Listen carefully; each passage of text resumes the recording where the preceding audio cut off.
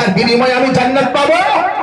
আল্লাহ বলছে নাদান, জানো না তুমি মজদুরি করেছো, কাজ করেছো দুটো পয়সার জন্য, পয়সা হাতে পেয়েছো, এবার চাল কিনতে যাবে, বাড়িতে রান্না করতে হবে, বাজার করতে যাবে, বাড়িতে রান্না করতে হবে।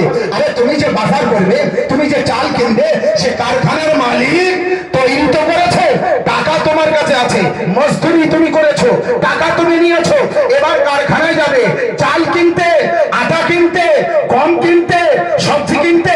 ये कारखाना मालिक कारखानाয় রাখেনি, কোম্পানি থেকে বার করে ম্যানেজারের হাতে দিয়ে দিয়েছে।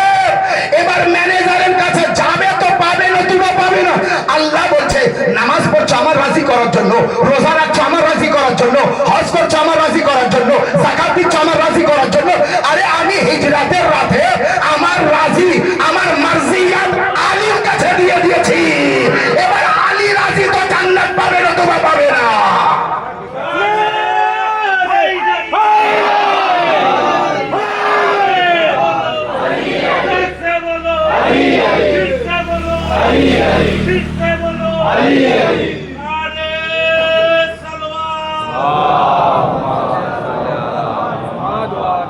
মানুষ মনে করে এখনো আল্লাহকে রাজি রাখবো, আর আল্লাহকে রাজি রাখলে আল্লাহ আমার জান্নাত দিয়ে দেবে, কিন্তু আল্লাহ সেই